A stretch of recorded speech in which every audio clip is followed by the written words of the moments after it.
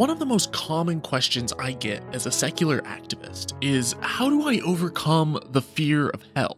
A curious quandary coming from a largely atheist fan base. It rarely originates from a lifelong atheist though, and therefore speaks strongly to the anxiety-ridden residue that religion so kindly leaves in its wake. For example's sake, here's just one message that I received last week from an atheist and evolutionary biologist friend of mine named Ryan Chavez, shared with his explicit permission of course. As an atheist, I'm still afraid of hell.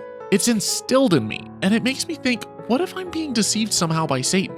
Then I realize if there was a God, shouldn't that God realize my predicament? Ryan, and to anyone else wishing to simply live a life free of this traumatizing and utterly irrational fear, check this mutant monstrosity out and tell me how many nights you've lost sleep over it. This is the demon Ammit, native to Egyptian mythology. It's part lion, part croc, and part hippo. It's not quite a crocoduck, but equally ridiculous, and it's what Egyptians terrified their children with for centuries. It was believed in Egyptian mythology that the afterlife contained a series of trials, culminating in the weighing of the heart ceremony, plopping your heart on a scale and weighing it against a feather, at which point you cross your spirit fingers and hope the gods weren't so kind as to genetically predispose you with diabetes. Cause otherwise, the croc-headed lion with the hippo butt would devour your fat heart and consume your soul. But is it really any more ridiculous than the part leopard, part bear, part lion creature with 7 heads but 10 crowns described by John in the revelation that he had under the hot island sun? There are thousands of ridiculous religions with wild speculations about the other side. And while some people claim to have died and witnessed the afterlife, near-death experiences vary widely from culture to culture, as I showed in my video on NDEs. What you experience is based on your upbringing and is all in your head. No religion has special knowledge, although all of them claim to. And no matter how you live your life, you're going to hell in most of them. You don't lose sleep about going to hell in Narnia because you know it's man-made fiction. But what if I showed you that the religious notion of hell is equally man-made? What if I told you that the Jews don't believe in hell? It would be considered a purgatory, I think, in your religion.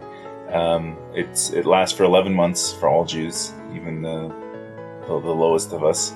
And it's basically a transition phase. We look at it as a cleansing place for people in order for them to be able to go into the world to come and enjoy the great reward. I'm telling you firmly that Judaism, which is the father, mother of all monotheistic faiths, has never put any kind of serious emphasis on the afterlife, period. The religious scholars who wrote the Old Testament, the foundation of the Christian faith, completely reject this fundamental pillar. In the Old Testament, there was a place called Sheol, an underworld for both slave and free, righteous and wicked, rich and poor. And even Jacob, who was supposedly chosen by God, repeatedly talks about how he will go down to Sheol when he dies. The devil too evolves throughout the Bible. In Job, the oldest book of the Bible, Satan enters and exits heaven, communing with God and making bets. He was not the serpent in the story of Genesis, and it's not until the New Testament that he evolves into a monstrous, villainous dragon. But religions that can evolve a fear mechanism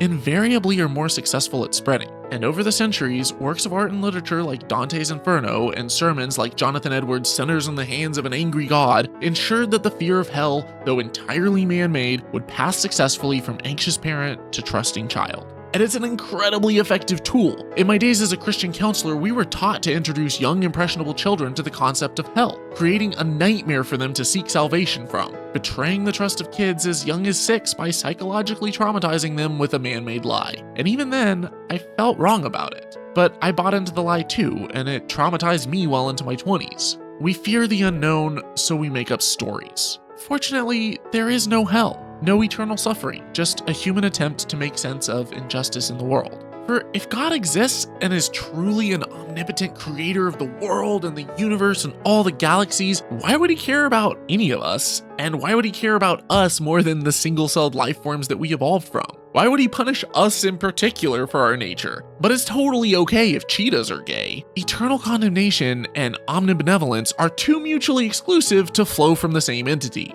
If he's just, would our finite crimes not be met with finite equivalent punishments? And if he is intelligent and all-knowing, would he not reward the curious, open-minded, inquisitive skeptic and find the mindless religious sheep utterly insufferable? My reply goes on just a fraction longer. It says, I presume, divine sir, that you have some respect for intellectual honesty and for moral courage, and that you would look with more favor on somebody who made an honest profession of unbelief than on someone who acceded to belief in you in the hope of a handout.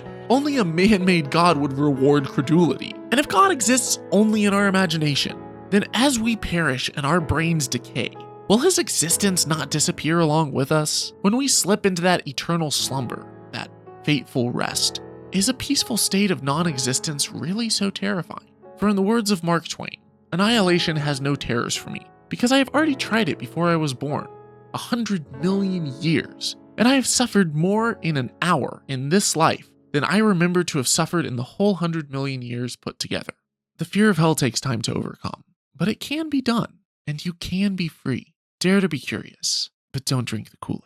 What's up, skeptics? Thomas Westbrook here. Are you new to atheism? Making sense of the world after a recent worldview shift can be really hard, and there's a huge irrational stigma against atheists that can be difficult to navigate alone. So I've created a free guide just for you. It's a compilation of 13 things that I learned in my first year as an atheist. You can download it absolutely free today at holykoolaid.com/guide. I'll put a link below. And if you really like what I'm doing with this series, please consider supporting my work on a per episode basis over on patreon.com/holykoolaid. There are different perks depending on how much you pledge per video.